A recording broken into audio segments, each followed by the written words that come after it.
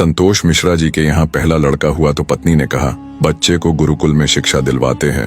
मैं सोच रही हूँ कि गुरुकुल में शिक्षा देकर उसे धर्म ज्ञाता पंडित योगी बनाऊंगी। संतोष जी ने पत्नी से कहा, पंडित्य पूर्ण योगी बनाकर इसे भूखा मारना है क्या? मैं इसे बड़ा अफसर बनाऊंगा ताकि दुनिया में एक कामयाबी वाला इंसान बने। संतोष जी सरकारी बैंक में मैनेजर के पद पर थे। पत्नी धार्मिक थी और इच्छा थी कि बेटा पांडित्य पूर्ण योगी बने, लेकिन संतोष जी नहीं माने। दूसरा लड़का हुआ तो फिर पत्नी ने जिद की। संतोष जी इस बार भी न माने।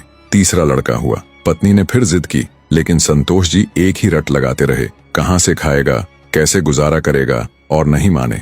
चौथा लड़का हुआ। इस बार पत्नी की जिद के आगे संतोष जी हार गए और अंततः उन्होंने गुरुकुल में शिक्षा दीक्षा दिलवाने के लिए वही भेज ही दिया। अब धीरे धीरे समय का चक्र घूमा। अब वो दिन आ गया जब बच्चे अपने पैरों पे मजबूती से खड़े हो गए। पहले तीनों लड़कों ने मेहनत करके सरकारी नौकरियां हासिल कर ली।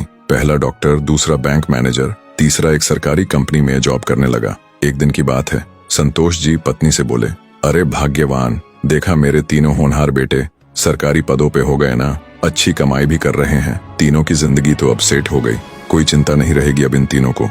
लेकिन अफसोस, मेरा सबसे छोटा बेटा गुरुकुल का आचार्य बनकर घर घर यज्ञ करवा रहा है, प्रवचन कर रहा है। जितना वह 6 महीने में कमाएगा उतना मेरा एक बेटा 1 महीने में कमा लेगा। अरे भाग्यवान, तुमने अपनी मर्जी करवाकर बड़ी गलती की।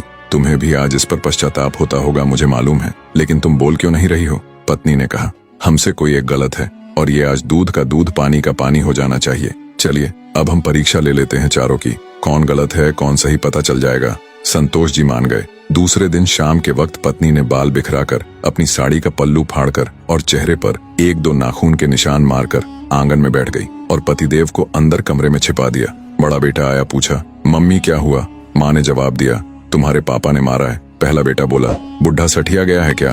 कहाँ है, बुलाओ तो जरा। माँ ने कहा, नहीं है, बाहर गए हैं, आए तो मुझे बुला लेना, मैं कमरे में हूँ, मेरा खाना निकाल दो, मुझे भूख लगी है। ये कहकर कमरे में चला गया।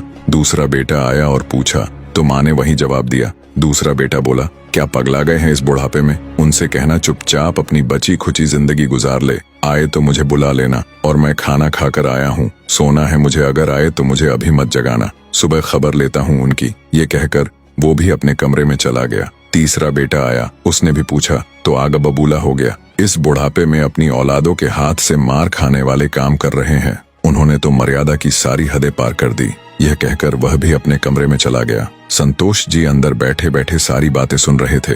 ऐसा लग रहा था कि जैसे उनके पैरों के नीचे से जमीन खिसक गई हो और उनके आंसू नहीं रुक रहे थे।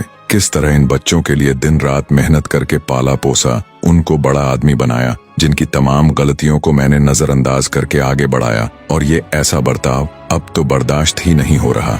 इतने में चौथा बेटा घर में हरि ओम करते हुए अंदर आया। माँ को इस हाल में देखा तो भागते हुए आया, तो माँ ने अब गंदे गंदे शब्दों में अपने पति को बुरा भला कहा। तो चौथे बेटे ने माँ का हाथ पकड़कर समझाया कि माँ, आप पिताजी की प्राण हो, वो आपके बिना अधूरे हैं। अगर पिताजी ने आपको कुछ कह दिया तो क्या हुआ? मैंने पिताजी को आज तक आपसे बदतमीजी से बात करते हुए नहीं देखा। वो आपसे हमेशा प्रेम से बातें करते थे। जिन्होंने इतनी सारी खुशियां दी, आज नाराजगी से पेश आए तो क्या हुआ? हो सकता है आज उनको किसी बात को लेकर चिंता रही हो ना हो माँ, आपसे कहीं गलती जरूर हुई होगी। अरे माँ, पिताजी आपका कितना ख्याल रखते हैं, याद है ना आपको? 6 साल पहले जब आपका स्वास्थ्य ठीक नहीं था तो पिताजी ने कितने दिनों तक आपकी सेवा की थी। वही भोजन बनाते थे, घर का सारा काम करते थे, कपड़े धोते थे। तब आपने फोन करके मुझे सूचना दी थी कि मैं संसार की सबसे भाग्यशाली औरत हूँ, तुम्हारे पिताजी मेरा बहुत ख्याल करते हैं। इतना सुनते ही माँ बेटे को गले लगाकर फपक फपक कर रोने लगी। संतोष जी आंखों में आंसू लिए सामने खड़े थे। अब बताइए क्या कहेंगे आप मेरे फैसले पर? पत्नी ने संतोष जी से पूछा। संतोष जी ने तुरंत अपने बेटे को गले लगा लिया।